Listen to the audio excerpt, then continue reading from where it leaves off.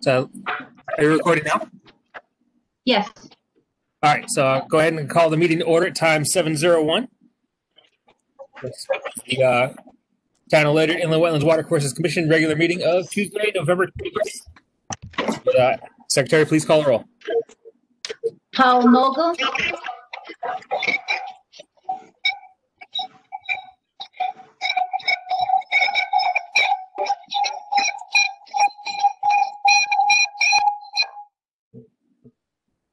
Paul Mogul.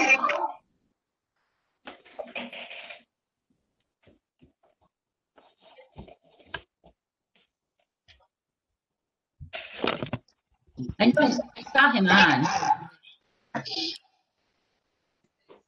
He's giving a thumbs up. We'll call that present. Okay. Justin DeBro. Present. Dan Peeler. Present.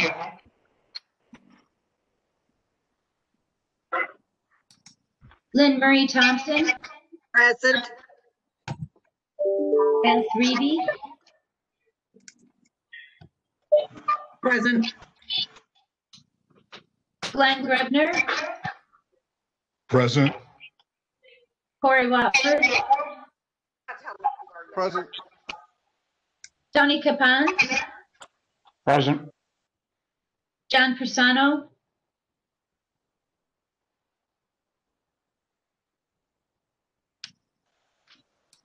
He might be absent.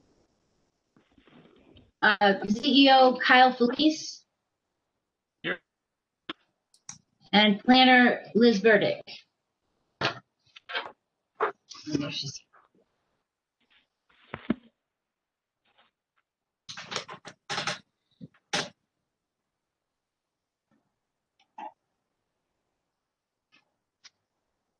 That's it.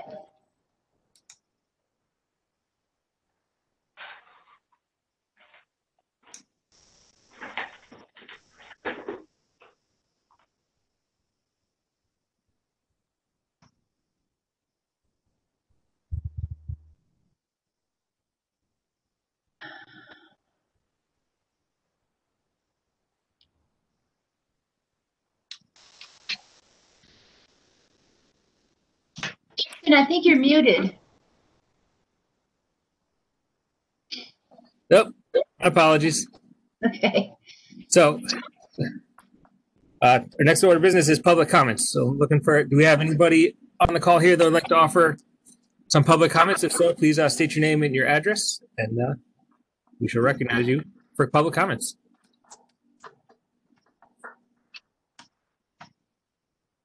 All right. I am hearing none. So we'll move on to old business. We have listed here. We have continued discussion on our regulations and the appendix regarding fees. So if you all recall, last meeting we voted to adopt the fee schedule, which was in turn forwarded on to the town council and approved with the new town ordinance of 300-013. So in our application or in our regulations, we have the old fee schedule as part of the applications. So we're looking to revise our regulations to reflect the fact that the fees in our regulations do not match the town ordinance. So, Justin? Yes. This is Lynn Marie. I move that, I think this is a motion that we have to move toward a public hearing to change the nature of our regulations, to delete the I guess the fees and have them placed within the ordinance. I agree, but prior to that, we'll go to a public hearing. We're going to have some language in our regulations that's going to reference the fees. So, like, if you look at the zoning regulations, they have a section for fees, but it kind of summarizes the need for fees and then goes on to reference the town ordinance. Has anybody been able to create that paragraph? I have, if you are all willing to listen. I love to listen. All right. I'll read what I have here. And you guys like it? Say yay. Have recommendations for changes? Let me know. So this is just applicable only to section 19. So start off section 19 for fees. Letter A, pursuant to Connecticut General Statute, Section 22EA-42A and Town Ordinance 300-013 and its appendix, the Town of Ledyard shall establish a schedule of fees for applications for an inland, wetland, and watercourses permit. The fee schedule shall be sufficient to defray the reasonable municipal cost of reviewing and acting on applications and petitions, including, but not limited to, the costs of mailing, publications of notices, and decisions and monitoring compliance with permit conditions or inland, wetlands, and watercourses commission orders. The fee schedule may be amended from time to time. Letter B, IWWC application fees are listed in Town Ordinance 300-013. Letter C, Town Ordinance 300-013 and its appendix. Letter C, no permit shall be approved by the IWWC or issued by the IWWC official until full payment of applicable fees is received by the IWWC official or representative. Letter D, all fees shall be made payable to the treasurer of the Town of Ledyard. That is what I prepared. So Justin, my question has to do with your first section, which is A. You Yes. talk about all permits. Is it permits or applications? So applications and, sorry, let me go back to that. So it just says permits here. Because do we charge for a permit or do we charge for an application? This application. Yeah, the application.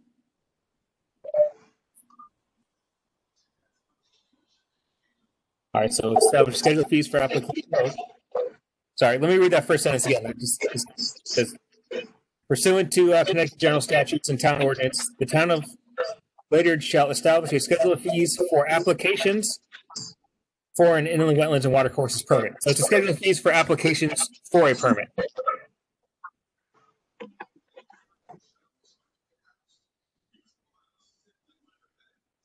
So again, all this language here, I mostly pretty much cut and paste straight from the general statute.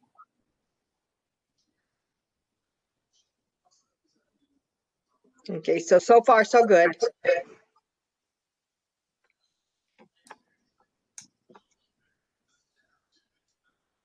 Does anybody else have any other discussion points for this?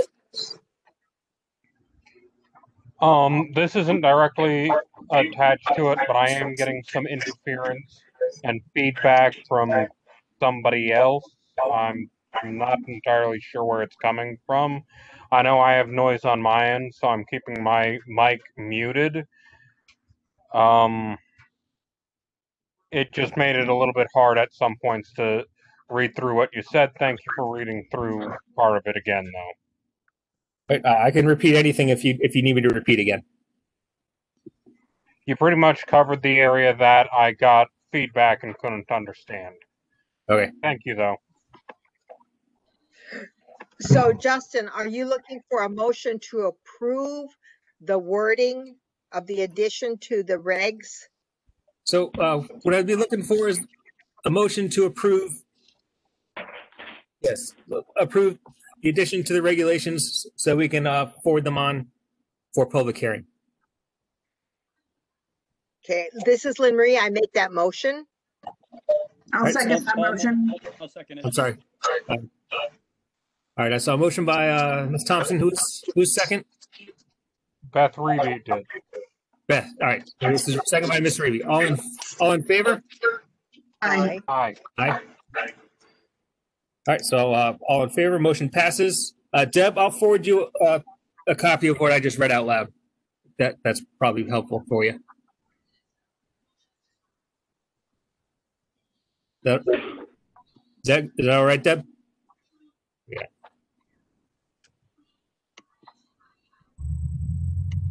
Where did Deb go? Is she still? Is Deb still on the call? Can you guys see her? I can't see her. I don't see her. All right, she's our secretary for this. Yeah. Let's give her a moment to call back in. If she doesn't call back in a minute or so. Excuse me, Mr. Chairman, I'll give her a call right now. Okay, thank you.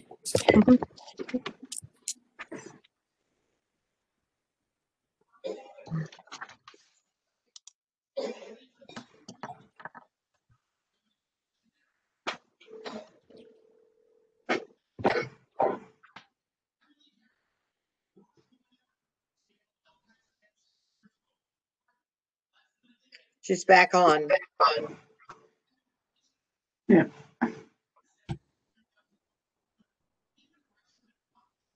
All right, welcome back, Deb. She's muted. She's muted. Mr. Chairman, she's back. All right, I see her. I'm here. Okay, were you able to hear the motion that we just made and passed, Deb? No, I don't know. It probably recorded it, so I'll be able to get it from the recording. Yeah, so we just had a motion to approve the language that I read out loud to add to our regulations to be forwarded on to public hearing. That was made by Ms. Thompson, seconded by Ms. Reby, and it was all in favor. And I'll forward you the Okay. language that I read out loud in writing. Okay, sounds good. Thank you. We're still getting feedback, folks, from somebody who's not muted.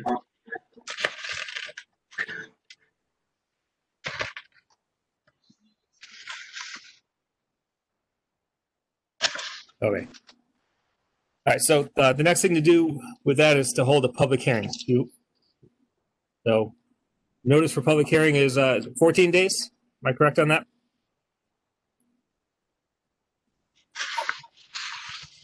So I'll be looking, with that language added, I'd be looking to schedule, or motion to schedule a public hearing. And I would propose at our next meeting, which would be December, sorry, I have a calendar in front of me. Let's see. Wouldn't that December be? 8th, December 1st. Yeah.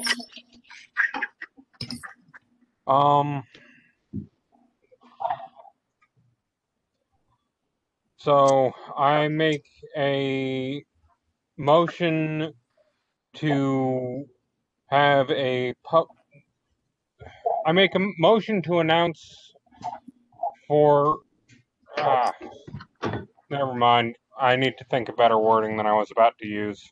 Yeah, so we're looking for motion to schedule and hold a public hearing prior to our next regular meeting on December 1st at I don't know, I'd say 6:30, unless somebody feels they need to be earlier. I'll second that. I'm the chairman. I don't make the motions. I'm sorry. I'm I'll looking for make someone the else to make the motion. I'm helping out with the wording. I'll make the motion. All right, so motion by Mr. Peeler, Second. second by Mr. Mogul. All in favor? Aye. All right. Aye. All right, motion passes. So we'll have a public hearing 6:30, December 1st, prior to our regular meeting to discuss adopting the changed language to our regulations. All right, so on from old business. On to new business. Acknowledge receipt of new applications. So I have application number IWWC 20-16 sub-48, or sorry, for 48 Town Farm Road, the agent of Norman Thibeault Jr., professional engineer of Killingly Engineering Associates, the property owner of 9E Cote. Excuse me if I mispronounced any of your names. For referral to the Planning and Zoning Commission for a 3-lot residential subdivision with the regulated wetlands/uplands.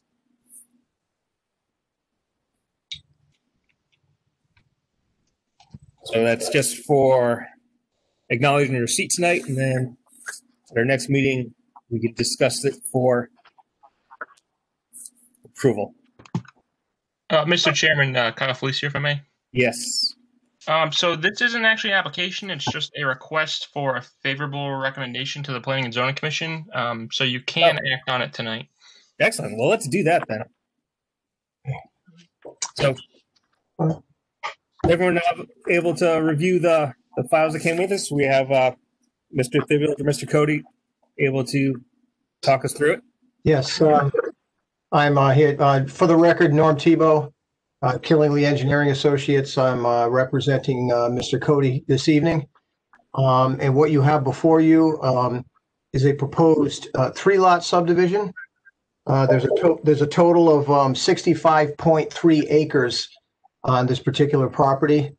There are 2 existing residences, which will be subdivided off, and then we are proposing 1 additional building lot for this subdivision.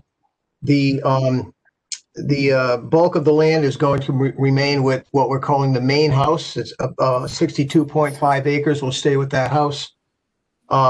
There is a second residence, and we are proposing a 1.6 acre parcel. And then the parcel that will be the land to be developed for an additional single family house is approximately 1.2 acres. The wetlands were delineated by Ian Cole, a professional registered soil scientist, professional wetland scientist. If I could share a screen with you to kind of give you a flavor for what we're proposing out here. That would be helpful. Thank you. Okay. Where are we here?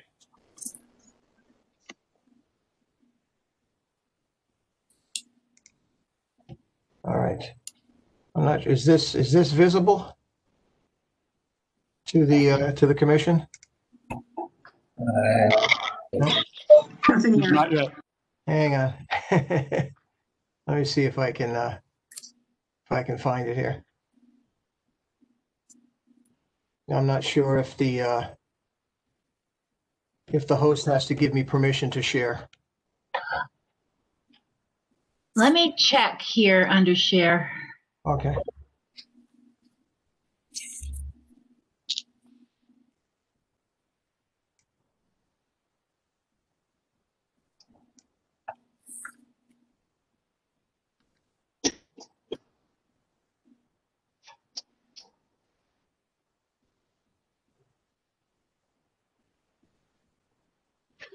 Do you have an option to share on your end? It does. It says share, but when I click it, I get. Well, I think I may have it here. Hang on. Because I think you need to request, and then I can approve. There we go. Is that it there? Here we go. All right, I figured it out. All this technology is so is difficult. So what you see up here, where I'm where I have my pointer, this is the existing house with a barn, a garage, a couple of garages. That's going to remain with the 62.5 acres. The second existing residence is in this 1.625 acre parcel here. And then the property line for that will be this line here and then along the stone wall. And then the third property where we're proposing to construct a single family home is this 1.172 acre parcel. The green lines that you can see on the plan are the wetland delineation. The red line that you can see here is the 100-foot upland review area. So the property is essentially completely within the 100-foot upland review area. We did some test pits out there with Ledyard Health Department and a percolation test. The soil testing results are on the plans. They actually were very good. I did contact Ledyard this afternoon to see if she could send me something to verify what we've done here. I did get an email back from her that says she had looked at it briefly, and it looks like there's ample room for a code complying area. So we concur with that. We did submit the plans to Ledyard probably more than a month ago. I thought I would have something back from her by now, but unfortunately I do not. That being said, the wetland can sort of be defined by these two sort of linear shaped wetland systems, one that runs parallel to Town Farm Road, one that runs adjacent to the property line, right along the property line of the 1.625 acre parcel. A lot of this runoff that's associated with these wetlands comes from the developed watershed up gradient consisting of Fox Run Apartments, Gallup Hill School, the recreation fields, as well as some of the gutter flow from Town Farm Road. Mr. Cole, in his report, describes these watershed areas as creating flashy hydrology conditions, which essentially means when you get a good rainfall, you get a real, gushing of water down through these wetlands. The one that runs parallel to Town Farm Road, particularly, there are 3 24-inch pipes that run beneath the existing driveway that convey quite a bit of water when it rains hard. I believe prior to installing the 3 24-inch pipes, there were a number of events that created washout on the driveway there, but it appears to be substantially solid in the condition that it's in now. It's very stable. The existing driveway that crosses over that wetland is going to be used to access all 3 of these lots.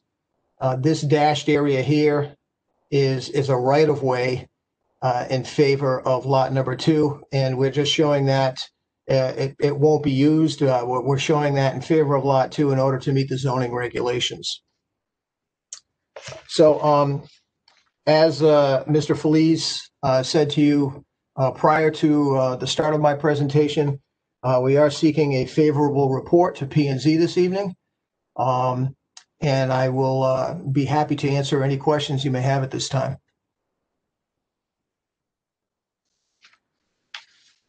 Hello. Yes, my name is Paul Mogul. I'm looking at your map here, and the area section 1, which is 1.172 acres. How do you access that from the road? It doesn't seem to be clearly delineated. Yeah, we access it from the existing driveway. I'll run my pointer along it, and then there's a driveway that's going in off of the existing shared. It's a shared driveway, so it will go in here. I know it's. If I could zoom in on it a little bit, perhaps you could see it a little bit better. You see that there's a proposed driveway. It says right here, proposed drive. It comes in off of the existing drive.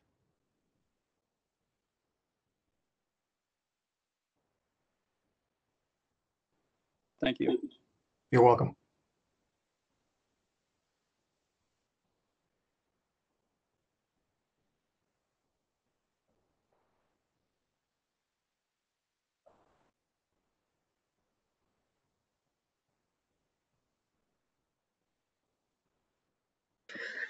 So Justin, if we're going to move forward with a favorable recommendation to zoning, what does that sound like?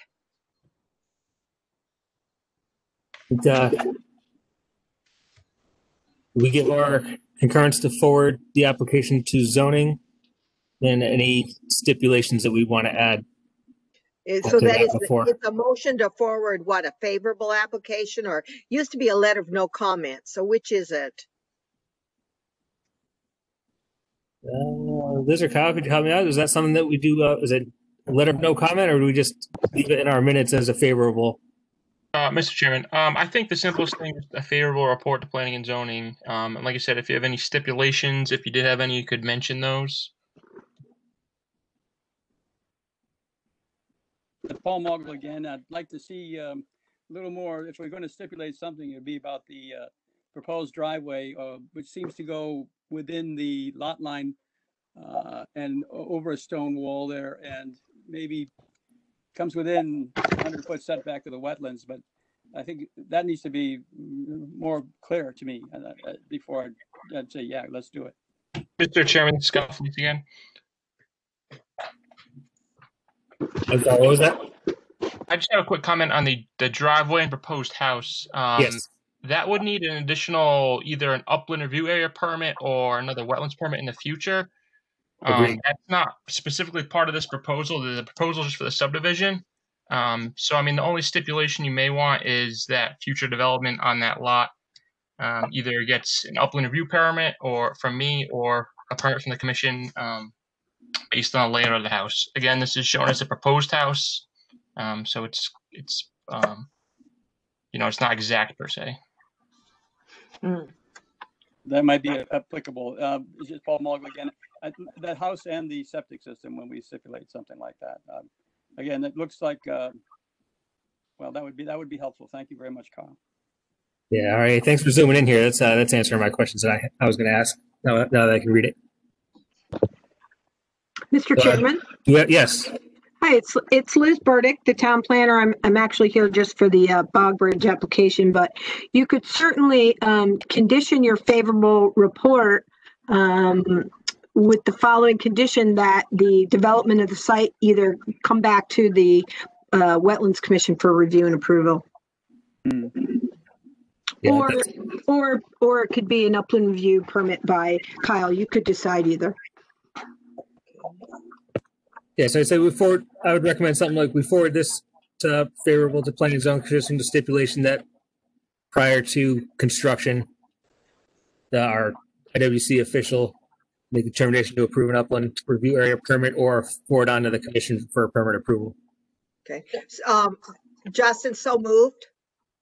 All right, so moved by Ms. Thompson. I'll second that.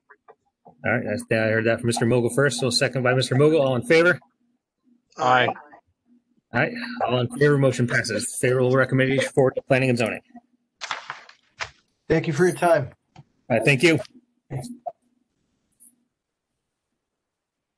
right, next application we have is for IWC 20-17 for 90 Gallup Hill Road in Ledyard. It's an application of the Ledyard Conservation Commission. The property owner is the town of Ledyard for construction of a bog bridge in regulated wetlands and uplands. So, all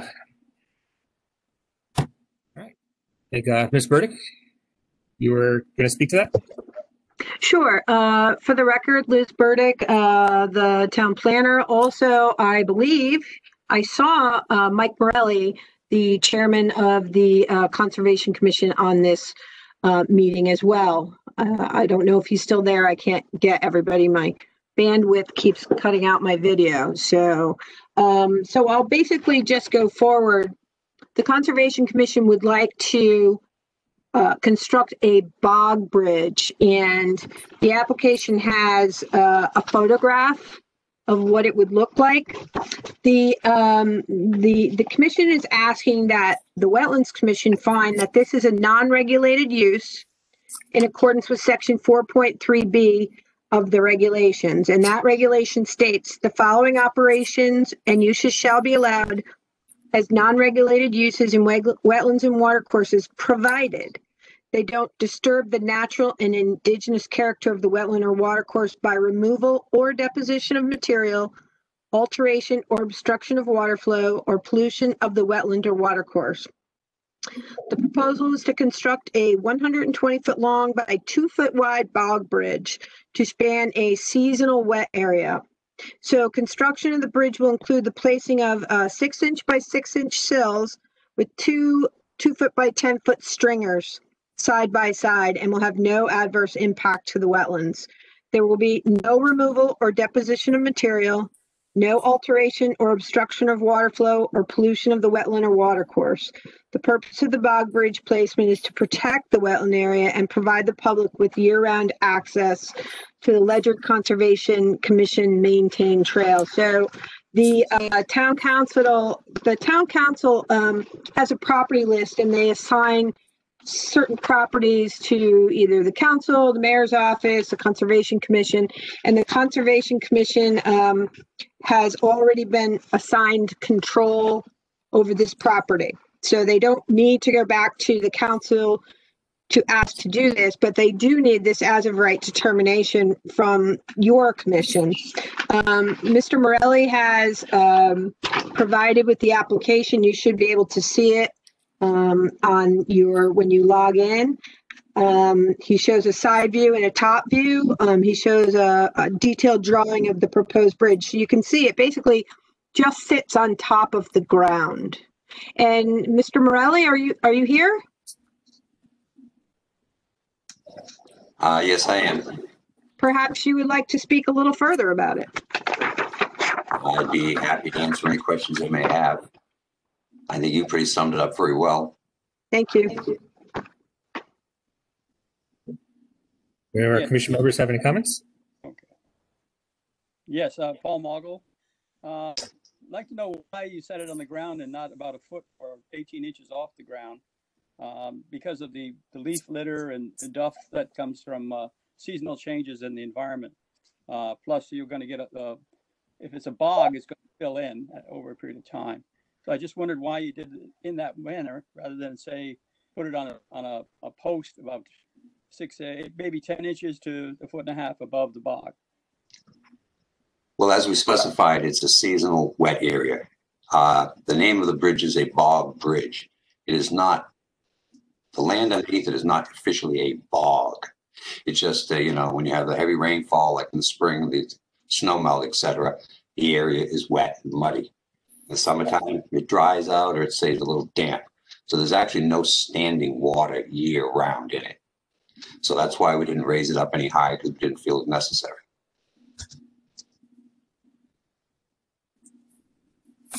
Does it actually go over the Joe Clark Bridge, Joe Clark Brook rather? No, it does not. No, this is actually at the opposite end of town. This is the property that is where I believe the ball fields are in the high school. Correct.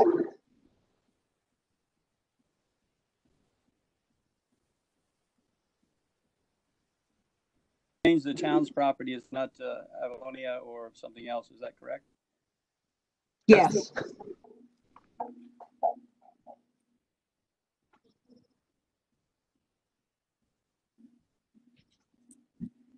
Do you have any further questions or comments? Go ahead. Yeah, I note there's comments there in the plan that if it's granted, then from inland wetlands, then you need to go to the federal permit prior to further construction. Is that your plan? Mr. Mogul, this is Kyle Felice here. I think you're confusing our next discussion point with this application. This property is located at the high school on Gallup Hill Road, and it is town owned. Yes, I could also note that it doesn't meet the level of disturbance that would require an Army Corps permit. Also, it's waters of the United States that I'm aware of. It's just a wet area seasonally.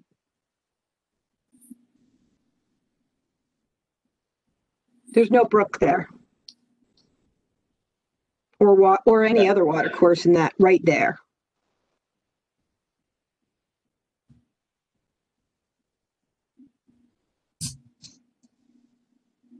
So the commission just needs to determine if it's an as of right determination. That's all we're supposed to be. Yeah, non-regulated as of right. Yes. Yeah. So as outlined, you have a definition of what a non-regulated use is, and it speaks to this use. But it says provided it. So you have to determine that it doesn't disturb the character, that they're not removing material, that they're not filling, that they're not altering or obstructing water flow or pollution of the wetland or water course. If you do, you can find an as of right, you can make a finding of an as of right use, and it doesn't require a permit. If you feel that any of those things are happening with the placement of this bridge, then you would require a permit, and then it would be tabled to the next meeting to act on. But I think it's pretty clear looking at the photograph that they're just putting it on the ground. They're not digging, they're not filling, they're not grading, nothing like that. Now, I find that these kind of bridges actually protect the land a lot more, especially when the ground ends up being soft, because it prevents people where to walk, and it prevents the continued trampling of muddy soils. Agreed. And there's no standing water, correct? No standing water. It's just wet from the snow melt in the springtime. And rain. When it rains, it'll be wet. But it's not a vernal pool. It's not a water course or any sort of water course or water body. So this is Lynn Marie. I'm moving that we identify this as a use of right at the A. And thus, if we do classify it as such, it's automatically approved. Correct. All right, so I have motion made by Mrs. Thompson to approve this as a Classify, yeah. as of right non-regulated activity. Do you have a second? I'll second that. All right, second by Mr. Ridley. All in favor? Aye. Aye. All right, Hey, thank you. ju- Thank you all. just I'm gonna take off now. Have a good night. Thanks, Liz. Thank you. Bye now. Same. Bye, Mike. Good evening. All right. Hey, just a quick thing. My laptop just let me know I'm low on battery. I'm gonna run and find my power cord. Be back in a minute. All right, keep Dan that minute here.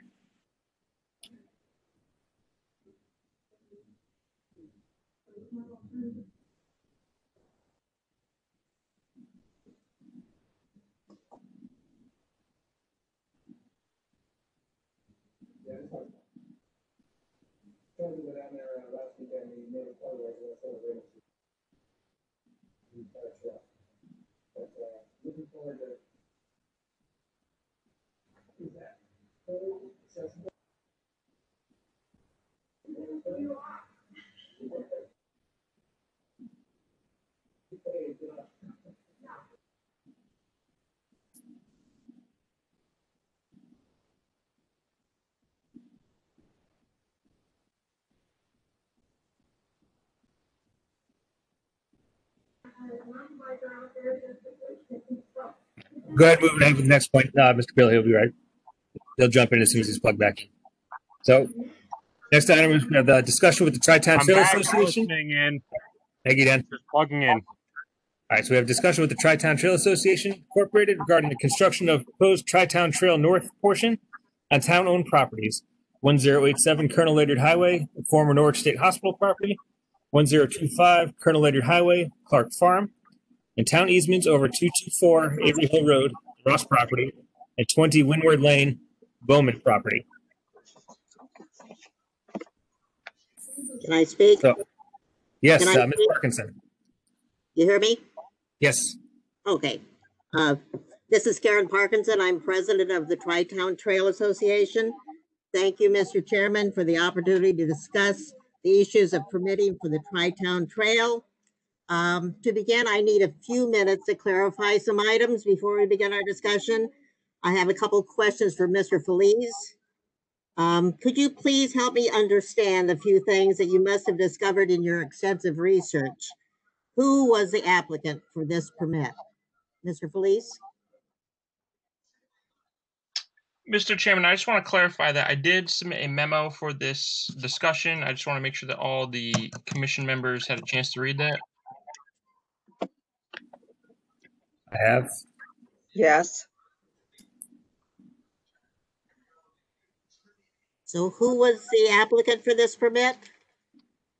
Mrs. Parkinson, I have a copy of the application in front of me. The applicant agent was Kent Frost Landscape Architecture. They also worked with Stadia Engineering to design the plan. And the owner was? There's several owners of the property. As you know, it's over several different pieces. Some of it is private, some of it is ownership by the town of Ledyard. Okay, thank you. And who was the permit issued to?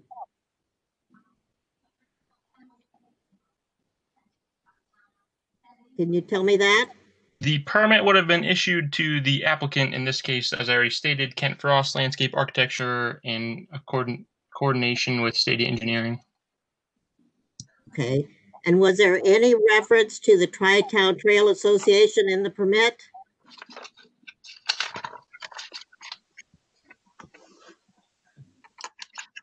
Ms. Parkinson, I don't have that information in front of me. I'd have to get back to you on that.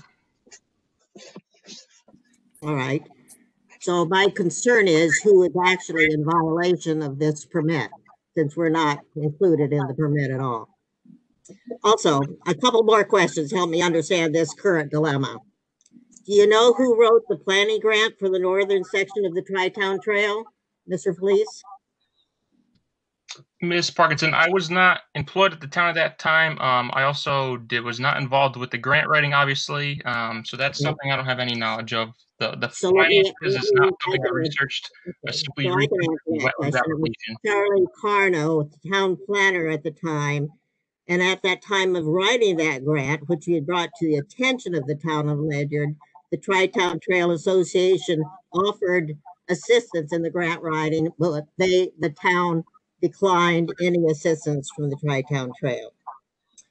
And to further, since you don't seem to know what happened with that grant money, the grant money was given to the town of Ledyard, and the town then contracted with Kent Frost Associates to do the study. Do you know if the Tri-Town Trail Association was mentioned in any of the state application for the grant monies? Ms. Parkinson, as I already stated, I was not involved with the grant writing, and I did not research the grant writing. I simply researched the wetlands application that was filed. Okay. And one last question for you, Mr. Felice, to help me understand. Did you participate in the December 2019 walk on the proposed trail that was organized by Liz Burdick, the town planner, and attended by the mayor and other town officials and explained by Chad Frost? And everyone actually walked across that temporary bridge. Did you walk across that temporary bridge? I do believe I did a trail walk. I'm not sure on the exact date. It was sometime last year. Obviously, the bridge has changed since then. So, no, I have not walked across that bridge last year. It's changed since then. Oh, you didn't walk on that trail walk? I walked on a trail walk last year. I'm not sure if it's the same date you noted. But yes, I did walk the trail last winter at some point. Okay. You probably walked across the bridge like everybody else did. Thank you, Mr. Felice, for clarifying some things and help us understand the issue. Now I'd like to just say a few quick things about the Tri-Town Trail Association, please. We are organized as a 501c3 nonprofit organization. We exist only to raise funds, educate, and assist government organizations in the development of the Tri-Town Trail Bluff Point to Preston Park. We offer volunteers to build and maintain the trail. We are not landowners like conservatory organizations. We have repeatedly requested that this project come under the jurisdiction of a town organization. And tonight, as we are speaking, the agenda item, this is an agenda item at the Park and Recs Commission to come under their jurisdiction. If that occurs, all future applications for permits through inland wetlands will be by the Parks and Recs Commission and then the town of Ledyard as the owner. The Tri-Town Trail Association volunteers have been active in trailblazing and building the temporary bridge and boardwalks under the assumption that we were within the permit, because what was being built was, quote, less than, unquote, the permitted trail, and the bridge was temporary and sacrificial until a permanent bridge was approved and funding secured. Also, there is no state or federal funding involved. Thus, this obviates the need for related permits. Also, we received verbal permission guidance from a variety of town officials. Many members of the town council and town commissions have been on the trail, offered their support, and even volunteered. With that level of support, we assumed we were doing it correctly. The project is ready to go forward. The current issue needs to be resolved. One final comment. The Tri-Town Trail is a good steward of this historic farmland, dating back to the mid-1600s, settled by George Gear. We will work cooperatively with other town agencies, such as the Agricultural Commission and the Ledyard Garden Club, and the local farmer who paves the fields. Eliminating invasive species and promoting pollinators along the trail is an activity we hope to enlarge. Thank you for your time, and I'm sure Mr. Frost has some comments as well. Thank you. Thank you, Mrs. Parkinson.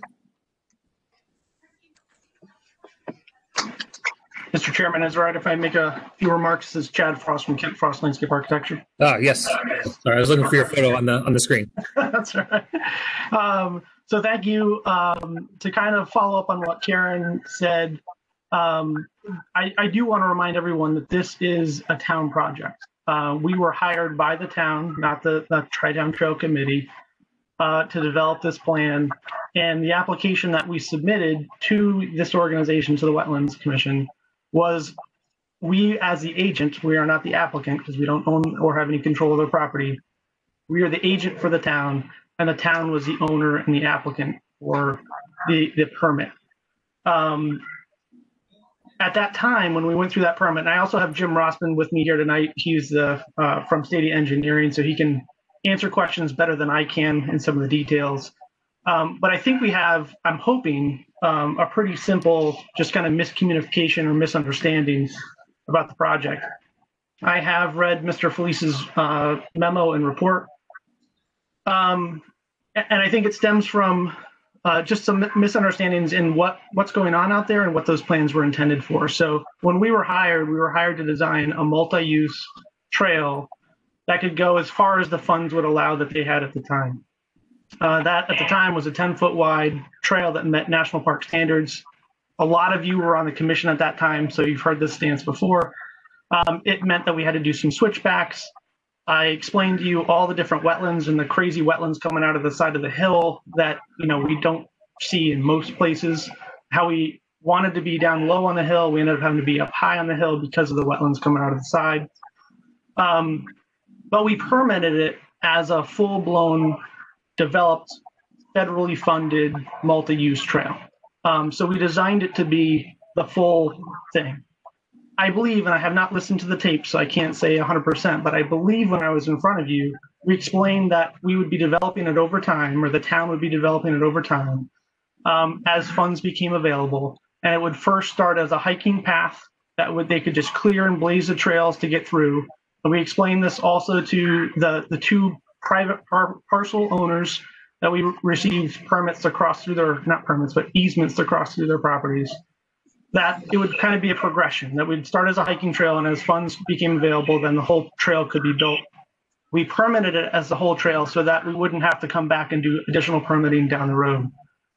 It was our understanding that if they were doing less than what was permitted, that should be okay and fall within their permit. And it's okay to have, I think it's good to have that discussion about it. I think Mr. Felice's report brings up a good point. Within Ian Cole's wetland report, I was glad to see that he had done the wetlands delineation for a project earlier tonight. He spent a ton of time out there tramping up and down the land, looking at all the wetlands out there. And in his report, he does indicate that for the project of that size that was being permitted, if the town was to continue forward, we needed Army Corps and DEP permits because of the size and the scope of the project. As it is right now, because that funding hasn't come through, as just a simple footpath, it does not raise to the level of needing those permits. The level of disturbance isn't met when it's just a footpath and some temporary bridges that cross over the structures.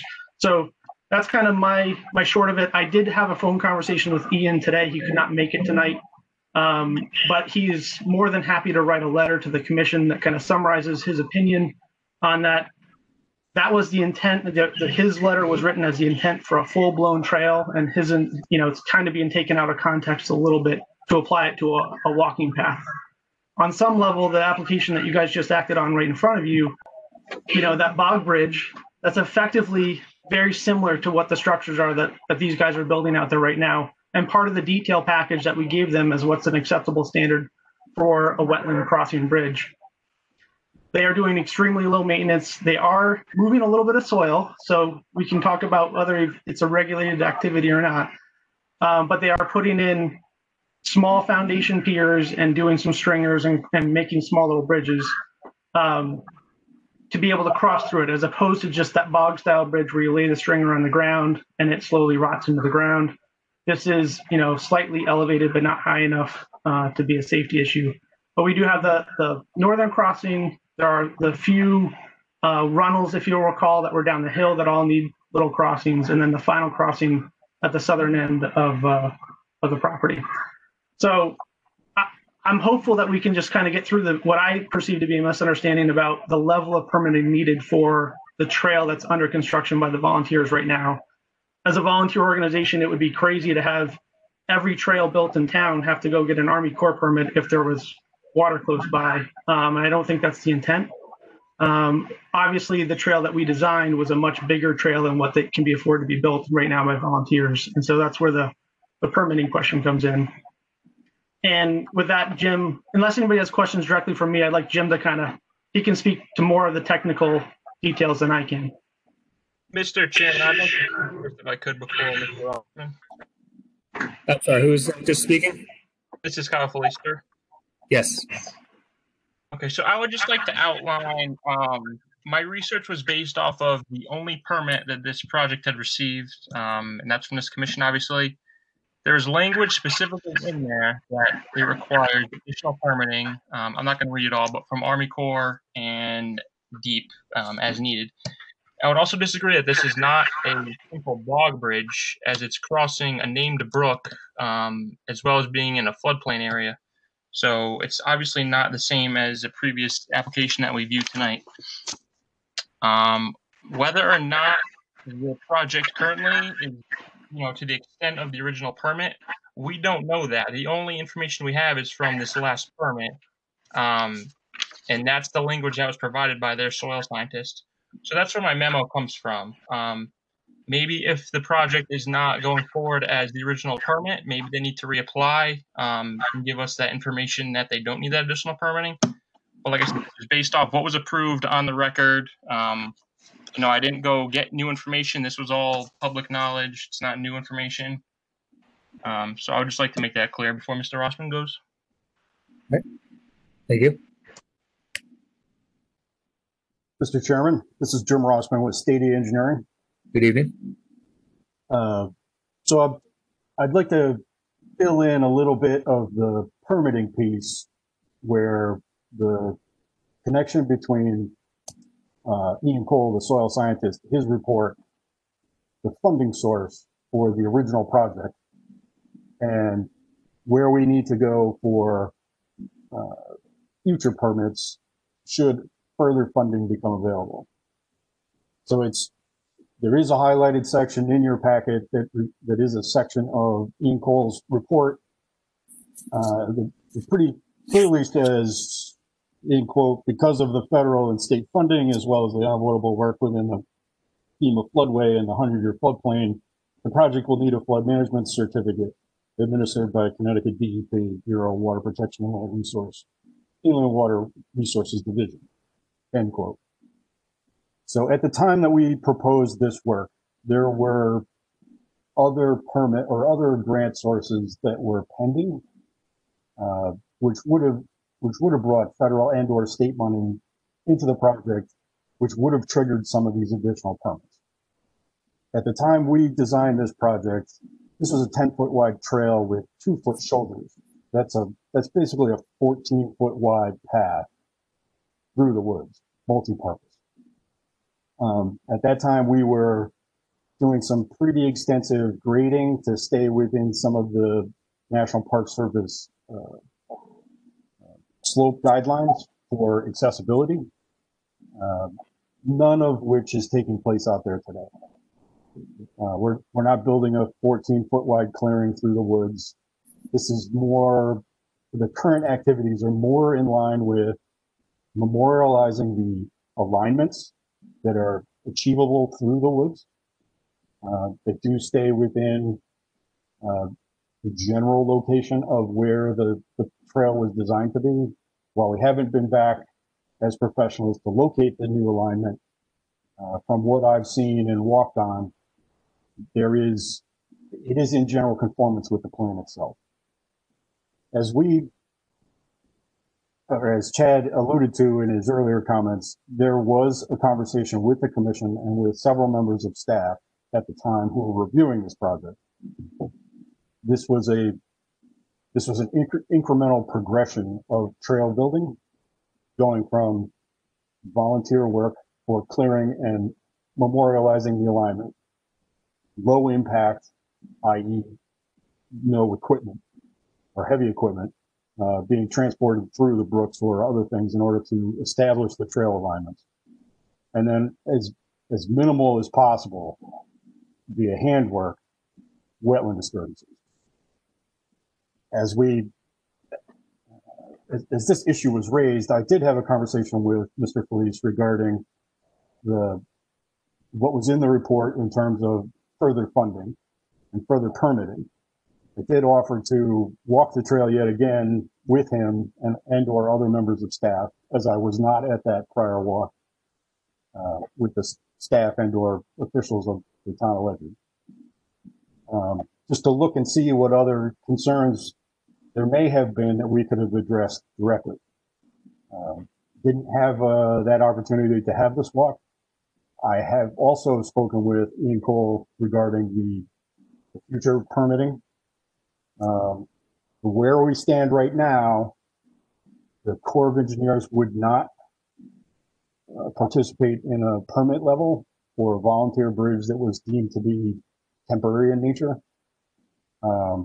They may at some point in the future get involved, but until such time as we build a full-scale bridge, which would be required or funded through state or federal monies, they would decline to participate at that level.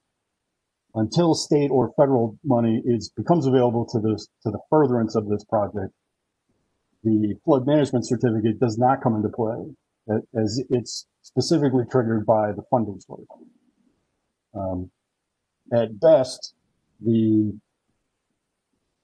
Connecticut DEP would be involved in what's called the self-verification side of General Permit 17 and General Permit 19. Due to the original plans, we exceeded the half acre of wetland disturbances with all of the activities that were anticipated to happen within the wetlands. That's what triggered the deep permit, which also took us beyond the self-verification and into the individual side of the permitting scheme. At this time, with that smaller footprint, we're well inside the threshold of the municipal permit. We're under that half acre threshold of actual wetland disturbances, that being temporary and permanent construction. There has been a number of conversations that have gone back and forth between Kenton Frost's office, State Engineering, and Ian Cole, the soil scientist, regarding further activities out here. It does seem like there's a disconnect between what was reported in this, or what was stated in this original report by Ian Cole, and where we are today, in terms of there's no furtherance of the grant at this time, or any grants at this time, to move the project forward. Until such time that does happen, those further permits are not necessary for these recreational uses within the wetlands. This is very similar to what you just approved, regardless of the definition of the Baugh Bridge or these crossings. There has been an approved permit to date. The work that's been performed by the volunteers is in conformance with that permit. If it goes much further than this, or it comes to the time where we move into permanent structures, which are crossing the bridge in conformance with the plans as designed and approved, yes, additional permits would be required. At this time, I'll entertain anybody's questions regarding the technical aspects of where we stand and what we think are requirements of future work. But I think I've answered any of the concerns that were addressed in Mr. Felice's letters. At this time, I'll entertain any questions. Thank you, sir.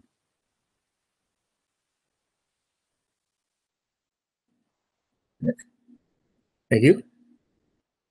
Do you have anybody else from Tri-Town Trail Commission or the town would like to speak to this at this moment?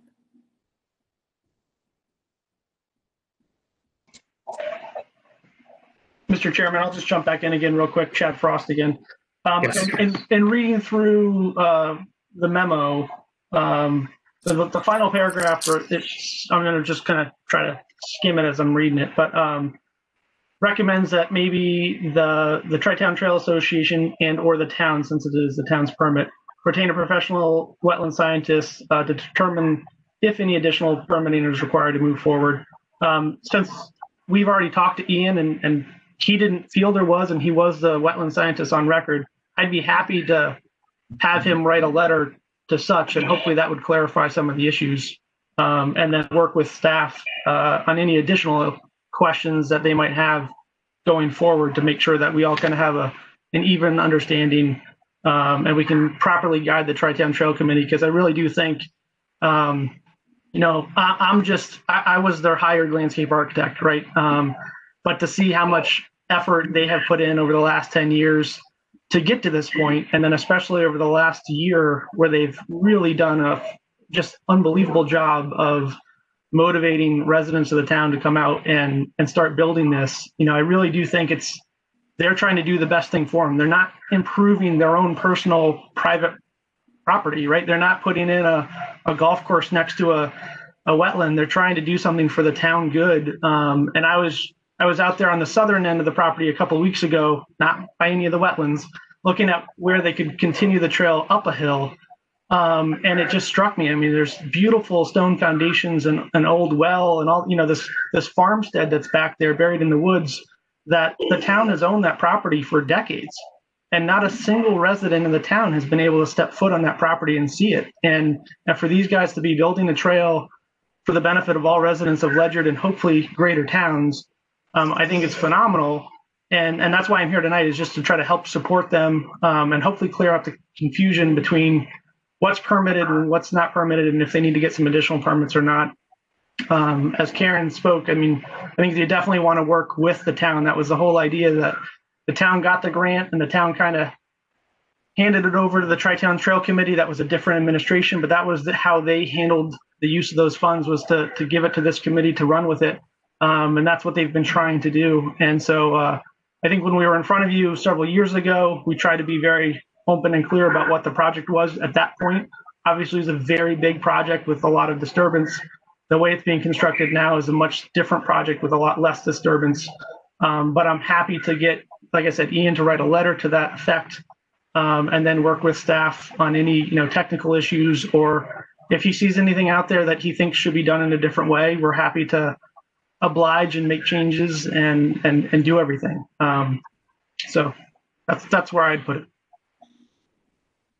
No, thank you. I appreciate everyone what they have to say and bringing me back in time. I remember when you came for us, a few years ago with this proposal. Avid hiker myself, I'm looking forward to this trail. But I think one of the big concerns looking here is that what we're doing now, is it still within the scope of the permit that we originally submitted? Or does this require like a new permit that's going to encompass the work that we're doing? I think that's a great question that we should probably have a debate on, right? In my personal opinion, and I think it's significantly less disturbance than what you proposed, than what was proposed and what you approved. In any other case in my professional life, when that's been the case, we assume that less is better. Less disturbance should fall within a greater disturbance permit. If there's any concerns with that, then let's definitely have that discussion. And if we need to reapply for just what they're going to do, if the concern is that what they're doing is so much drastically smaller than what was approved, and they need to get a different wetland permit, so be it. I think it's kind of a little bit overkill since it's a town project on town property, but it's a trail at the end of the day. So we're just trying to help guide them to do the best they can as a bunch of volunteers carrying 5-gallon buckets around and trying to make as minimal disturbance as they can. So that's my opinion. Yeah, no, I appreciate that. What I'm looking at, because for the original permit, we had a lot of stipulations that required additional permitting, which it doesn't sound like we're at the point where that's going to come into play, or whether we even get to the point where that's going to come into play. So that's good. And if you need updated numbers, as far as what we think the disturbance might be or something like that, we can easily generate those numbers, if that helps. Yeah, I don't think that was. I think it's more like it was approved, with the conditions that it's going to require the Army Corps of Engineers and then additional state or federal permitting to go forward. So, I mean, correct me if you think I'm speaking here wrong, Mr. Fleece, too. But I want to make sure that we're operating within a permit that doesn't require additional contingencies that we're not achieving. Thank you, Mr. Chairman. First, I'd like to thank Mr. Rossman and Mr. Frost for outlaying the project. I still, I fall back on my memo. You've both said that it's a different project than what was approved under that permit. So I think we do need a professional opinion in writing, whether it's Mr. Rossman or Ian Cole, stating what the plan is currently, what's going on, and why it doesn't need that additional permitting. And then we can fall back on that. But currently, as I said, we only have that most recent report from Ian Cole. So I think an update would be needed, possibly another permit, just to fall back on, like I said. But I think that's where we stand right now. Mr. Chairman, Jim Rossman again from State Engineering. Yes, sir. My office would be happy to cooperate with Ian Cole in the drafting of that letter of opinion that Mr. Fleece is asking for. We think that this is substantially the same project, just a narrower definition of what the trail is. However, we're happy to answer these questions. We're happy to go back and review the numbers. Under the municipal permit that is currently in place, we're looking at a shade over half an acre of wetland disturbance. We can certainly go back and then quantify the numbers of what is disturbed currently, and then update the commission as to where we stand. But we do think that the project itself is still a trail. It's just a lesser form of the trail that was designed today than is proposed in the future. That current permit does still stand as a valid permit for the town of Ledyard. So if you'd like an update, my office would be happy to participate in that level. The other thing I'd like to add real quick too, just thinking that if you wanted to go the route of an additional permit, if that's what's required to show the lesser and not having all the contingencies that were listed in Ian's report, the only thing I would want to caution the town on is to make sure that the existing permit that they currently have doesn't expire. We don't let that lapse, because if the heavens open up and money rains from the skies and the town gets a grant to be able to build a true multi-use permit or true multi-use trail, there's a permit in place for that. And I'd hate to see the town lose that. I know we're within the next year or two, we're going to be close to that 5-year limit, and then we'll have to ask for an extension. So that's the real reason we went for the big ask, right? When back in the day, we didn't have the money, but we went for it thinking it's better to ask for more than less, but happy to do both. So I'm just going to interject quickly.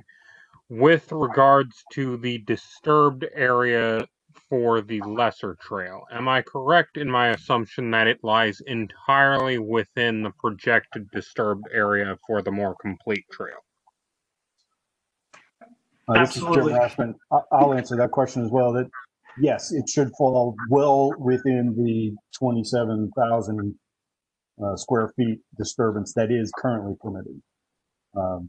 To quantify that professionally and then sign and seal a letter to that effect, we'd want to go out there and at least do a couple of measurements so we know what that footprint is, the width, and then where each of the crossings are with some photo documentation. But to answer your question generally, yes, it would fall within the current permit disturbance area. The current permit disturbance area included, as Jim mentioned, a 14-foot wide trail with grading to both sides, and that trail was, level at 2% cross slope. We had massive switchbacks going up the hills. We had a 5-foot fill on either side of the brook on both ends to get up to it. So there was a substantial amount of work. What they're building now is 4 feet wide, right? So it's 8 feet narrower. It doesn't have any of the grading associated with it. It's just a path through the woods, and then a few sections of boardwalk and the temporary bridge crossing over the brook. So It definitely falls within it. And the other thing I can add a little bit to Jim's, as far as the alignment, I know they haven't resurveyed it. We did have Jim at the very end of our contract with the town. We had him go out and survey the center line of the whole trail, and he hung flags through the whole thing. And I've been out there and walked it at least 3 times since then and re-hung flags along there so that we know the center line, is within a foot or two of the where the surveyed line should be. So when you're talking about a 4-foot wide path in the middle of a 30-foot wide swath of land, and we're within a foot or two, I think it's definitely fair to say it falls within it. So this is Lynn Marie. I'm a member of the Wetlands Commission. And I think the first thing I want to say is thank you to all of you who put in your time and effort to try and make some combination of this trail come true. My question is, I wonder if we can have 2 simultaneous permits, and a small trail permit at the same time we maintain your big trail permit in case some opportunities come through. And my second question is, what would be involved in a field walk for members of the commission to walk and actually see what it is we're talking about, small trail versus large trail?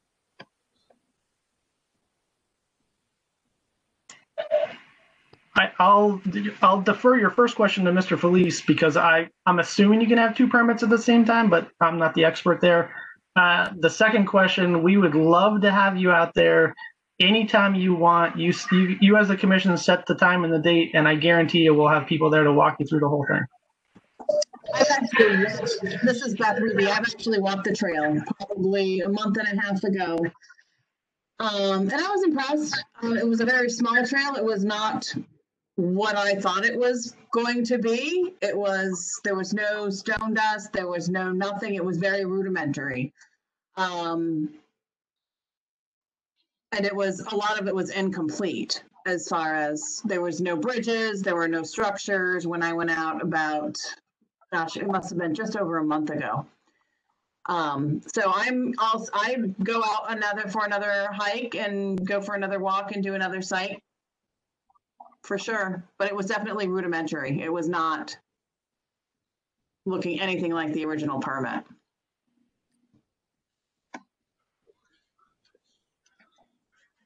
Yeah, so like I said, I think absolutely we are within the bounds of the original permit. Like the work that's happening out there is significantly less than what was permitted. But my biggest concern, and this mostly, I guess, for you, Mr. Felice, with the language that we approved in the original permit, asking for the, having the conditions that required additional permitting. And seeing that the trail is not to that level right now, and there's no clear path to when it's going to get to that point.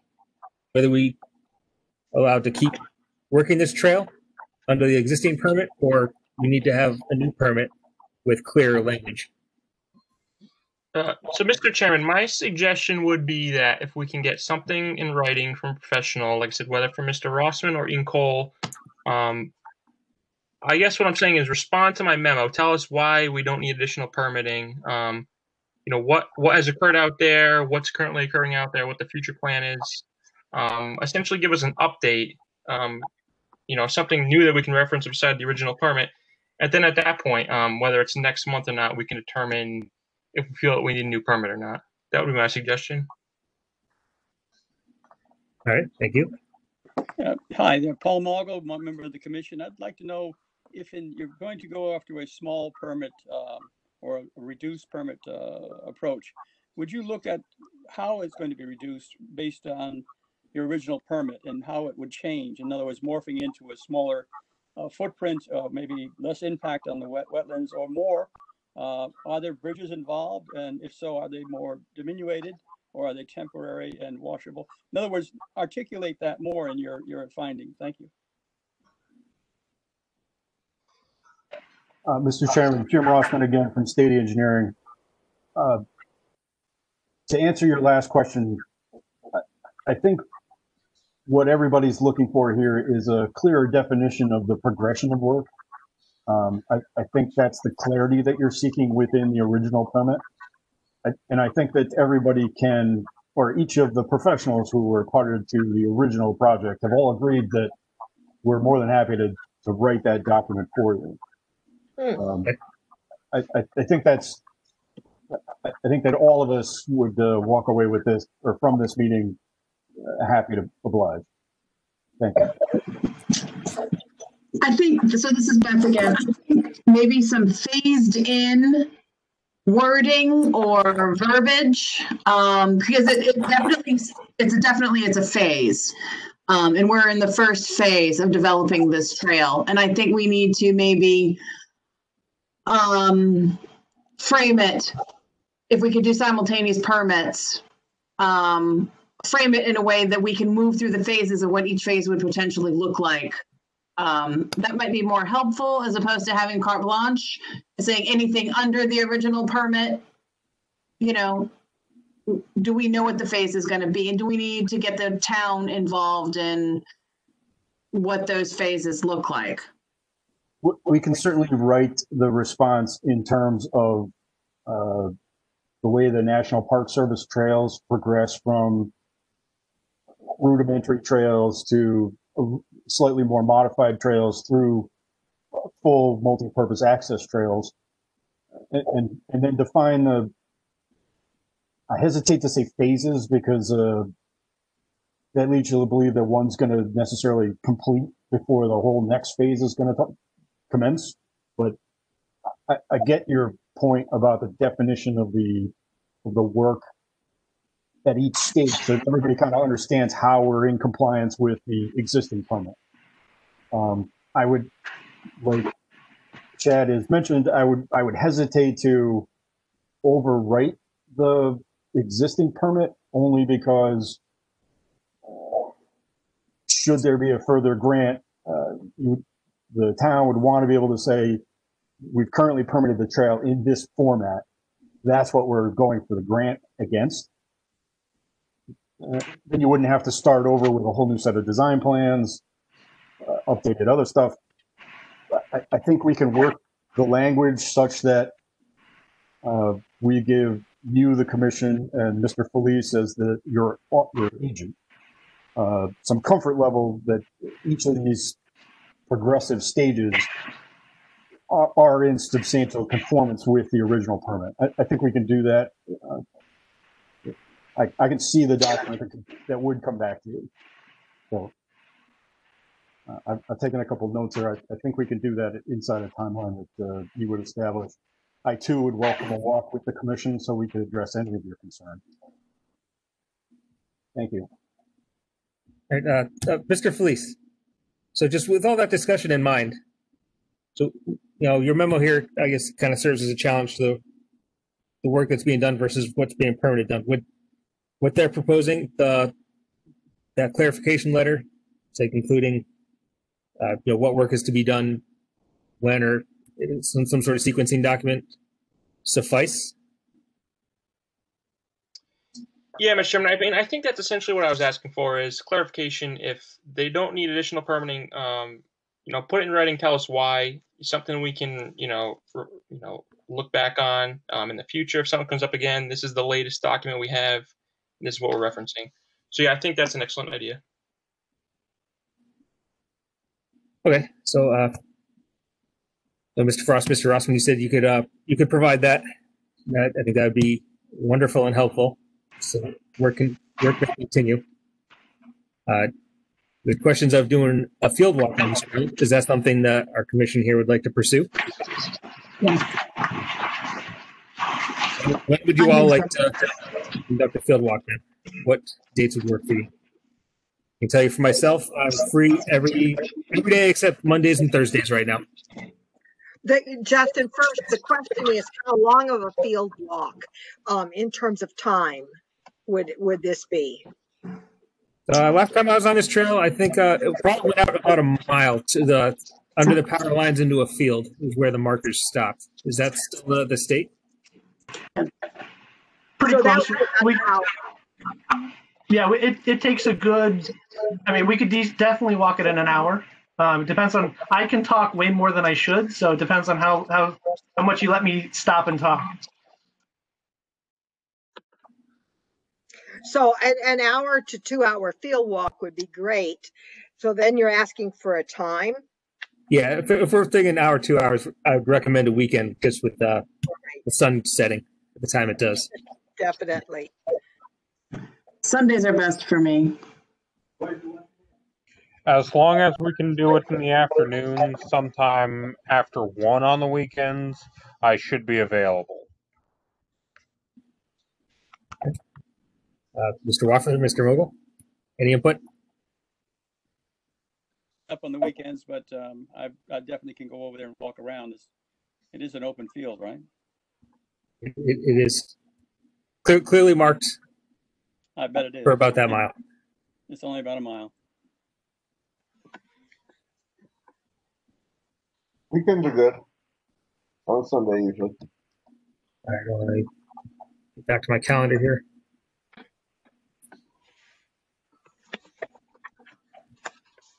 So, Mr. Rossman and Mr. Frost, or Ms. Parkinson, you guys would be guiding this field walk. What dates do you have available? Anytime. We can be available anytime. Any weekend would work for me as well. Yeah, I'll make the Sunday work. Would this Sunday be too early? We said Sunday the 15th. Works for me. At 1 o'clock? 1 o'clock Sunday? Yep. All right, so I'll have a field walk scheduled. And where should we meet? Should we meet at the Preston Plains Park or go down into the field? I know there's a little small parking area down towards the trailhead. Right. Is everyone familiar with what I'm talking about? Yes. All right, so I'd say we'll muster up at that parking area. So don't turn right into Preston Plains Park, but turn right. You feel like you're driving through a farm field, but there's a parking area at the end before you hit the trailhead. Okay. So Justin, we're going to need everybody who's going to give a phone number in case there's a weather problem or anything. And that means even people who aren't members of the commission. Agreed. So, Mr. Dobson, would you be willing to coordinate the collection of the phone numbers? Sure, yes. Yeah, we're all familiar with emailing you, just attending the meeting. So. Okay. All right. So, can we also make sure that everybody gets the address rather than just directions? I'm not sure that there's an address, but it's directly across from the Preston Plains Park. Instead of going into the Preston Plains Park, it's in the big field. I don't know what the address would be. Okay. Mr. Chairman, I'm just going to have to use the GPS to locate it because I'm not familiar with Preston Plains Park. Okay, I'll send you something, Dan. I know. I'll send you something so you can find your way. Thank you. Mr. Chairman, Kyle Felicia with a quick comment. Yes. Notice this as a special meeting because we are going to have a quorum. So we will need to notice that. So at that point, we can put the address and the information, send that out to the commissioners. We're also going to need some kind of meeting minutes after this. So I just want to keep that in mind. Yep, agreed. All right, so we'll say Sunday the 15th, 1 o'clock. If Ms. Dobson, you send the invite out, and as everyone replies, please provide your phone number. Correct. I think I have most everybody's phone number. I have a list. Okay. And Justin, this is Lynn Marie. I'd be more than happy to do the minutes while we're on our walk. I do appreciate that. Thank you. Okay. So do we have any more discussion tonight for the Tri-Town Trail? Just one more thing. I'd like to thank everybody for helping us. And I just got word that the Parks and Rec Commission did accept us. So any further permits will be needed. We will do them with the Parks and Rec Commission as an applicant. All right, that's great to hear. Thank you, Mrs. Parkins. I appreciate you taking the time, all the effort I know you and your husband have been putting into leading the trail effort here. Thank you. Hey, just a quick heads up, everybody. I opened another tab quickly to check the weather, and they are predicting a 56% chance of rain at 1 on Sunday. So, just a heads up. All right. Thanks, Dan. We'll keep our eyes on that.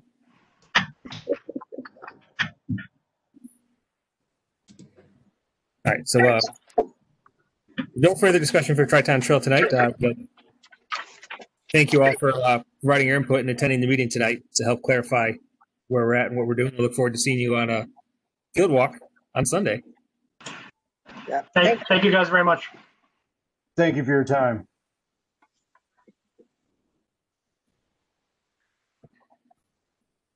To move along in our agenda now, we have the Wetlands official report. Mr. Felice. Thank you, Mr. Chairman. So obviously this past month I've been doing a lot of research with that application. So that was quite a bit of my time.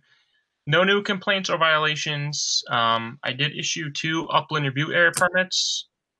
The first one is 20-14 URA, 813 Shoeville Road. This is for the construction of a 30 by 50 accessory building. I don't have the plan in front of me. I apologize. I believe about a third of the building was within the 100-foot upland review area, and it's in a farm field essentially. The only stipulation really is to put some silt fencing around any disturbed areas. That was approved October 20th. The second permit, 20-15 URA, 48 Norman Drive in Gales Ferry. This was for a small addition and the installation of a new updated septic system because the current system was failing. And that, again, was all within the 100-foot URA. And that was approved the same day, October 20th. And that is all I really have. Like I said, I've been working on this other application, just researching a lot. If anybody has any questions.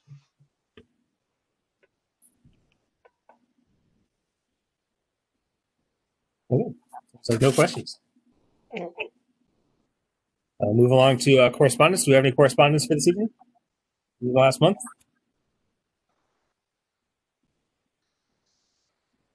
No, nothing. All right, thank you. We have announcements. Maybe our attendees have any announcements?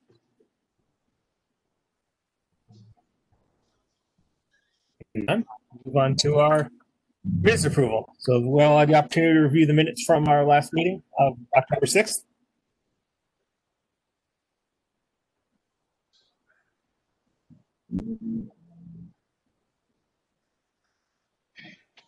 Then we all had the opportunity to review them. If no changes are made, I'd be looking for a motion to approve.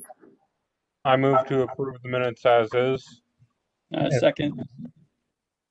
Rule from Mr. Peeler, second from Mr. Momo. All in favor? Aye. Aye. Aye. All are in favor. Motion passes. Minutes are approved. Our meeting review. I think we're getting better with the electronics and the background noise. A little bit of trouble in the beginning, but that seemed to work itself out. So we did have a full commission tonight, which is wonderful. So thank you all for taking the time to have attend the meeting tonight. Thank you, Mr. Felice, for all the preparation work you did for the discussion on the Tri-Town Trail. That was extremely helpful for that discussion. There's a lot of passion in that project. That's all I have. Does anybody have any other input for our meeting review? Nope. All right, moving on to the portion that would encompass our annual meeting, the election of officers. So it's, this time of year we go ahead and elect a chairman, vice chairman. I would like to run again for chairman. If you would all have me. For anybody else that would like to run for chairman, please announce yourself. And same as vice chairman. Mr. Mogul is our current vice chairman. Yes. Unless someone else wants to run against me, that's fine. Do we need to make a motion to keep as is? Yeah, I think a motion will clarify that just nicely. Okay, I make the motion for Chair Justin DeBrot and Vice Chair Paul Mogul. Motion by Ms. Rebe for chairman of Mr. Broad, vice chairman of Mr. Mogul. Do I have a second? Second, Lynn Marie. Second by Mrs. Thompson. All in favor? Aye. Aye. All right. Thank you, everybody. Appreciate your continued confidence in me. Good. All right. Next, to move to approval of our 2021 meeting schedule. So as part of the package going out for this meeting, you should have received the meeting schedule for the next year, which starting January 5th, which is the first Tuesday of the month, continuing to January 4th of 2022. That way we maintain the 30 days notice moving into the following year. That keeps us on the first Tuesday of every single month, with the exception of November, which we moved to the second Tuesday of the month to accommodate Election Day.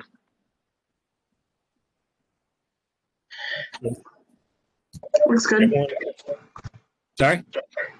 I said it looks good. All right, is that a motion to approve? I will submit a motion to approve. All right, we have a motion to approve the 2021 regular meeting schedule by Mr. Eby, second by Mr. Peeler. All in favor? Aye. Aye. All right, motion passes for the published or provided meeting schedule. All right, next to discuss the preliminary budget for the next year. For this current year, I think we asked for $500 in our budget to cover training costs. We were approved for $250 by the town council. So, not sure all of our trainings, if any, were online this year. I don't think we had any in person. But that covers, if you choose to go to the trainings, and Ms. Dobson, she should typically send you the training notices. If you wish to attend, you sign up. The town will reimburse the costs for us to attend any of those trainings to serve on the commission as we do. So, any recommendations for a preliminary budget, keeping that in mind? I would submit for the 500 again. Would agree with that. I think next year is going to open up a bit more, and perhaps there'll be some in-person meetings, or at least something outdoors. I mean, who knows? Just keep an open mind. Yeah. We'll have to see. Hopefully there aren't any issues that get brought up that delay that 90% effective vaccine from Pfizer. Well, there are 5 different companies making vaccines, so let's see which one comes up with the best one just for you, Daniel, and one for me and one for Beth. Okay, that's good. All right, I think 500. I've always been a fan of competition. The one thing I have to say is, like, one of the things we continue talking about, and sort of moves into our next point of goals and objective, is making an official update to our wetlands map. So we have the base map, and all of the updates through permitting is what updates it. I don't know if this is worth asking for our initial budget, or if we want to ask for a special sum of money if we're able to accommodate perhaps like a summer intern to make those updates. Somebody who's familiar with GIS and all the maps and permits to be able to put the data points in there. Does planning and zoning already have something along the lines of that, an intern or something that updates the maps for them? Well, can I mention that the NRCS does have this information, and it's over in Norwich Town. That's the National Resource Conservation Service. As a farmer, if you have a conservation project plan, they document all the soils on your land, and we have to register once a year with these folks on a federal basis. So if you're a farm in Ledyard, you have some of this information existing over a period of, for me, 19 years. So that would be a nice place to start looking, I think. Yeah, and I'd say in the file cabinets in Town Hall, we have all that information from the permits, and then from, like you said there, Mr. Mogul, so anytime a survey has been done, where it's filed, but it doesn't consolidate it to one location that's accessible by all. So, like we have the easily referenceable GIS maps that we can go onto the town website, and we see those presented to us a lot of times when people come before us with permits. Mm-hmm. Agree. The NRCS would be able to provide you with a data file on one of these microchip things you plug into, so you could manipulate the GIS as you please to suit our needs and our formats. So it might be a look at it. You mentioned that before, and I failed to look at it the first time. I got that marked down again to take a look at. Mr. Chairman, Paul Felice here. Yes, sir. So I've spoke with Ms. Burdick, Director of Land Use. We are in the process of updating the GIS with all the new filed surveys and subdivisions. I believe that's taking longer than anticipated because we have to get bids from different companies. And frankly, that's a process that's beyond me. So I know any filed maps in the clerk's office with wetlands that were flagged, which typically are done with any kind of subdivision. For example, the map we saw tonight, that'll be filed eventually. And, so that kind of stuff will be updated. I don't have an exact time frame. And I know you mentioned an intern possibly. I think we'd have to get more research and, some more solid figures. And then maybe bring that forward to the town. Yeah. All right. So Kyle, the question I have is we have map amendments probably for 20 plus years that have not been updated to a single map. Are you thinking that would be part of the process that's going to be in place? I believe if it's an actual map, it will be included. That's correct. I can get clarification for the next meeting if you'd like. Like I said, I know it's kind of a lengthy process and I don't have an exact time frame on that though. Anything you bring to the next meeting would be great because this is a discussion point from us every year that I've been on this commission. I understand. So I'll try to sit down with Ms. Burdick and get a better timeline and what exactly can be included on that. At that point, if we decide we need additional updating, we can look for maybe some funding for that. Okay. That would be great. Okay. So I think with that in mind, this rebate, she's good with the $500 initial ask for our budget in the next year. Would you like to make that a motion? I'll make a motion to submit the $500 budget for next fiscal year. I'll second it. Right, that's a motion to request a $500 budget, not to submit. The town council has to approve the money. Okay. Yes. Thank you. All right. So that's motion by Ms. Rubey, second by Mr. Cote. All in favor? Aye. Aye. All right, motion passes. Thank you. All right. Let's move on. Goals and objectives for our next year. Looking at the past year, one was the continued centralized map updates that we talked about, and Mr. Felice is going to provide us some more information next meeting. We had a goal of establishing a full commission of regular and alternate members, which we succeeded in. So thank you, everybody, for volunteering to serve on this commission. Looking for suggestions or recommendations for goals for next year. Justin, this is Lynn Marie.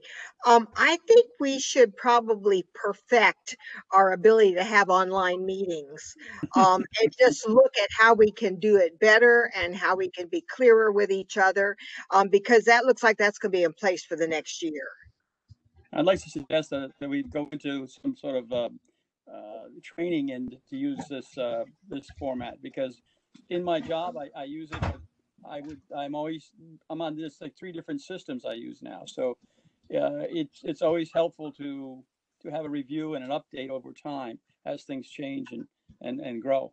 So I suggest them, if we're going to do this training, that might be one of the trainings we pursue. It's just a case in point. I tried to log in with my phone today because it said that there was a passcode for phone and it did not take the passcode for the phone. Which is not, it's not a problem, but that didn't seem to work, so I didn't know how to make it work. But that's just, an example. Right. I ran last month's meeting on my phone with just voice. And I haven't figured out to do the picture yet, so all of that would be helpful for all of us. All right. I think sounds like a great goal that'd be helpful to all of us. How do you think we can achieve that? Is there some training slides, some internet course that anybody knows of that we could share with everybody? I will take it upon myself to do some research to see what I can find and bring to the next meeting. Okay, if you find it sooner, I'd say or blast it out to Deborah. Mm-hmm. Yes, not to the whole commission, just to Deb. That way we avoid having a quorum and an unannounced meeting over the internet. Sure, I'll send whatever I can find over to Deborah. Yep, and then she can communicate with the commission as a whole. All right, I agree. I think that's a great goal. That would help. At a minimum, the majority, myself and those of you who spoke up. So, goal number 1, to train ourselves to more effectively use the WebEx platform to conduct our meetings. And it will stay WebEx, right? Do we know? Deb, Kyle? I believe that's the plan with the town. Yeah, Mr. Chairman, I'm not sure. I haven't heard anything. I would assume we would stick with the same platform. I know we're mentioning training. We had staff haven't received any training, but I mean, we can certainly ask if, town hall staff maybe could do some kind of, online training or a PowerPoint or something to reference. We can look into that as well. Okay. Yeah, so I think that would be helpful. I'm a Luddite myself, so. If we find training documents, it may be best to also make them easily available on the town website if possible, so that citizens of the town are able to join the meetings more easily. I like that too. Yeah, I would agree with that. That's a good point. So maybe we can make Daniel's recommendation a little more general and make sure that our website is updated, because we still have to get some resumes from our new members. We need paragraph resumes, and we haven't even talked with them about that. I have to update my resume. I looked at it earlier and realized it's way out of date. Yeah, so those of you guys that aren't familiar with Ms. Thompson is talking about, if you go to the IWC portion of the town's website, it lists all of our names as members on this commission, and then just a brief paragraph about your personal professional history as it relates to serving on the commission or serving with the town. And that was recommended by an attorney, because anybody coming before the commission is supposed to have an understanding of who he or she is talking to. So it was like a legal recommendation. We would send the information to Deborah Dobson, correct? That is correct. Would LinkedIn be a group that you could use to, link to this website? I mean, if you need that, that would be an easy cut and paste to just plug in LinkedIn is more a professional standing kind of thing, but, that might be just a way to link it over, and that way people could see who they were talking to. I don't know about that. I don't know how that works there, integrating it with the town's website. The recommendation by the attorney was a simple paragraph that just gives a general background, but not to get too involved, because that would be troublesome too. So we do have a page on the website where these things are listed. We just need to update them for our new members. Okay. I think that makes for an easily achievable goal. We can make that goal number 2, is to update our members on the website. I just sent my updated paragraph to Deborah. All right. I think just to achieve that, I asked that since we have the full commission here, we could all provide just a short paragraph, or if you already exist on there, an update if necessary, over to Ms. Dodson, just summarizing your personal professional history as it's kind of relate to serving here on this commission.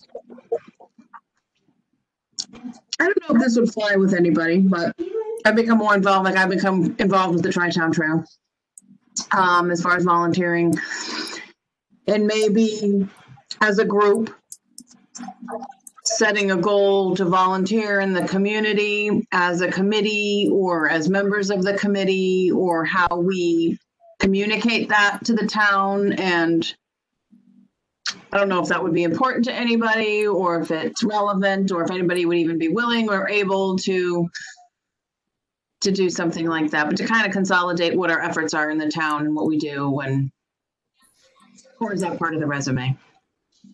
I think that's something that would be more an individual initiative thing, rather than something that we should state as a goal for members. Yeah, I kind of agree with Dan there. I think as a committee that runs the risk of us doing unannounced meetings and misrepresenting the committee. True. Okay.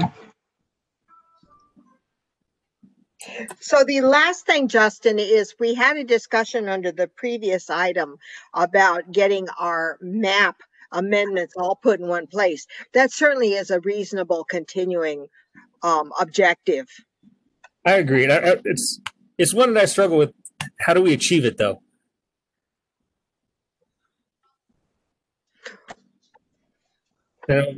Kyle talking about that bid proposal for some outside firm to use all of our map updates and consolidate them into a single accessible document like the GIS we have in the town. However, if that's something that's on the plan, or not the planners, but the land use person's agenda, to be part of that, to be helpful, might help get that accomplished. So if that's something that Liz wants to work on, to be able to help her do that would be helpful. Yeah, I'd like to see that as a continuing goal too. Maybe it's to support town efforts to create a single map, wetlands map. What are your thoughts, Kyle? We're making goals for your time and efforts here. Yes, we are. No, I agree. It needs to, remain a goal. I don't want to say we dropped the ball this year, but this year's been a crazy year. I know it's been a goal for a while. Well, I will try to have a serious conversation and see, because frankly, I don't know what is necessary to update a map like that. Software wise and experience wise for someone to do that. But I will try to have a serious conversation and see if I can get somewhere. Whether it's supporting that GIS update as a whole, or trying our own initiative. I'll try to get some more information on that. All right, I mentioned asking some questions around too that I could provide input for on that as well. Perhaps as a secondary goal, we should have a stipulation to find out how we can do this rather than just to do it. No, and that was part of the discussion there. How, not just what are our goals, but how do we achieve them, Dan? Okay. Absolutely. To have goals that we can't achieve is kind of effective. I was saying more explicitly stating it on the list rather than having it be implicit. So the way it's listed previously was to create. I'm trying to quote something, but I can't remember. But it is to create, a wetlands official map that we can reference. Anybody, feel free to help me out with this language here. I'm shooting from the hip. No, it was to create, to update our official wetlands map. Okay. Wasn't it to compare it, overlay it with something else as well? There, we might want to portion this into smaller sections. Ledyard is 40 square miles big. So you may want to take a 10-mile section in 4 pieces and look at that. It's a large area, and a lot of it's not developed. So you have to look at what Yukon has, what the Department of Agriculture has, and what the feds have, and then sort of meld it together. And if they have common software, that might be possible. If not, then who knows? I think it's a question of how to do it, because that's what stymied us. What do we need to do to get it done? That's the issue. So, I mean, we have lots of good input, and I think we all have some input for ourselves and note. So keep the goal as establishing the official wetlands map. That as all of us have any input to achieve that goal, provide it to Deb, and she can feed it back to Mr. Felice and Mrs. Burdick, so that we can achieve this goal. So the first thing would be to have Kyle speak to Liz and ask her what is currently in place, what her plans are, and how she intends to achieve them. Then as that comes back to us, maybe we can in some way be helpful. Right. And that's something certainly I can do. I don't think we need to nitpick the language of the goal itself. I think we're kind of going that way right now. But I mean, I think that overall covers, we're going to work towards it. Obviously, we might need some individual goals. I don't know if we necessarily need to write all those down right now, but I think it's a good goal to keep. Yeah, so I think just broadly, the goals we have listed right now is to provide some training to use the WebEx platform to continue our meetings virtually the next year or as long as necessary. So number 2 was to update the town's website for all of our members with relevant personal and professional histories. Number 3 is to establish that official wetlands map. That's plenty. I agree. Okay. Last item on the list is adjournment. So if you are all ready, I'd be looking for a motion to adjourn our regular. I so move. So, motion by Mr. Peeler. I'm damn hungry. I haven't eaten yet. Seconds. And I do want to tell you folks, I'm apologizing for not going on the walk on Sunday. Thursday, I have an appointment with a spine surgeon at Yale, New Haven, and that's never a good thing. Yes, absolutely. Take care of that. It'd be memorable though if you got injured. Yeah, I know. That could sue you guys. Don't do that. Don't do that. That's not on our goal list. No. All right. So looking for a second to adjourn our meeting. I second Lynn Marie. All right. Second by Mrs. Thompson. All in favor? Aye. Aye. All in favor. All right. Meeting is adjourned. Time 8:52. See everybody in a month. Thanks everybody for coming tonight. Good luck. Good luck. Thanks, Justin. Thanks, Justin. Bye, guys. Go, I see you on Sunday. Marie, I already sent Hold you on. an email. 24 return. 24